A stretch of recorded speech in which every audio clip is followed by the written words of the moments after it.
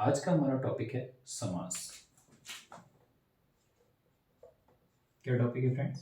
समास। फ्रेंड्स, समास दो शब्दों से मिलकर बना है, सम और आस। सम का अर्थ होता है संक्षिप्त और आस का अर्थ होता है कथन या शब्द। इन दोनों को मिलाते हुए अगर हम समास की परिभाषा बनाएं तो संक्षिप्त कथन या शब्द क्या होगा? संक्षिप्त कथन या शब्द। तो अगर हम एक लाइन में या एक शब्द में समास को परिभाषित करना चाहें तो हम इसे कह सकते हैं संक्षिप्तीकरण। संक्षिप्तीकरण। परिभाषा बनाए, दो या दो से अधिक शब्दों या कथनों को मिलाने से एक संक्षिप्त शब्द का निर्माण करना जो कि एक सार्थक शब्द हो, इसे ही हम क्या कहते हैं? समास कहते हैं फ्रेंड्स। तो हमें समास के बारे में पता चल गया है कि समास क्या होता है, संक्षिप्तीकरण की प्रक्रिया होती है। अब हम लोग बात कर लेते हैं कि जब दो या दो से अधिक शब्द होंगे तो अगर हम केवल दो ही पदों की बात करें तो हमने ये पता चल गया कि कम से कम कितने पद होने चाहिए? कम से कम दो पद होने चाहिए। दो पद या इसी को हम कथन कह सकते हैं। ठीक है फ्रेंड्स, दो पद या दो कथन होने चाहिए। इसके बाद इसी में अगर हम थोड़ा सा आगे बढ़े तो हम आपको कहना चाहेंगे कि अगर आप बात करें दो पदों की तो एक पद पहला होगा और एक पद दूसरा होगा, और कुल मिलाकर पहला पद और दूसरा पद जब ज्वाइंट होंगे, जुड़ेंगे, तो इसी से हम क्या बनेगा? हमारा एक समस्त पद, जो कि एक सार्थक शब्द होना चाहिए। पहले पद को हम पूर्व पद कहते हैं, दूसरे पद को हम उत्तर पद कहते हैं, और जो शब्द बनता है उसे हिंदी की भाषा में सामासिक शब्द कहा जाता है। क्या कहा जाता है फ्रेंड्स? सामासिक शब्द कहा जाता है।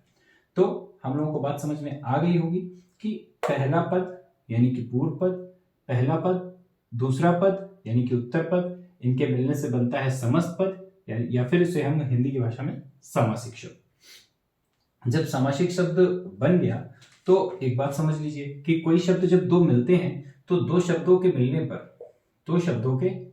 मिलने पर जो इस शब्द का फोकस होता है, फोकस,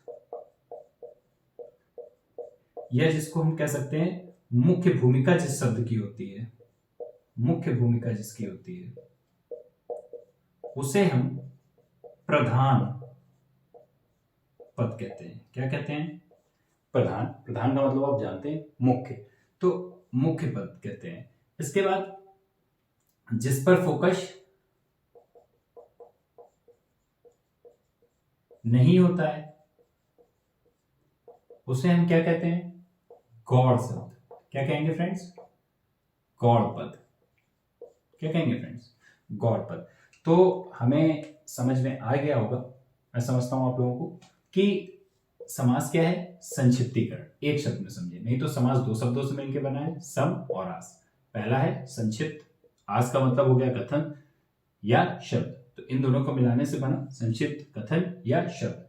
अच्छा, तो इसके लिए हमने परिभाषा ही बताई कि दो या दो से अधिक कथनों या शब्दों को मिलाने से एक संक्षिप्त जो शब्द बनता है या फिर कथन बनता है। आई होप फ्रेंड्स आप लोगों को समास टॉपिक समझ में आ गया होगा। अगर हम लोग समास टॉपिक समझ चुके हैं तो अब हमें यह भी जान लेना चाहिए कि समास के आखिर भेद कितने होते हैं, यानी कि समास के कितने पार्ट्स होते हैं, कितने भाग होते हैं। तो समास के भेद,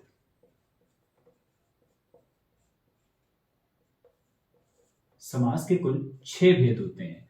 संख्या में कुल इनके कितने भेद होते हैं? 6 भेद होते हैं। जैसे कि आपको मैं नाम भी इनके बता देता हूं। पहला है अव्ययी भाव समास। अव्ययी भाव समास। दूसरा है तत्पुरुष समास। तत्पुरुष समास। तीसरा है कर्मधारय समास।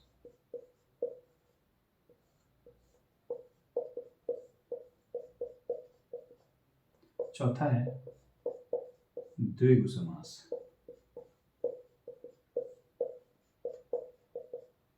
पांचवा है द्वंद्व समास।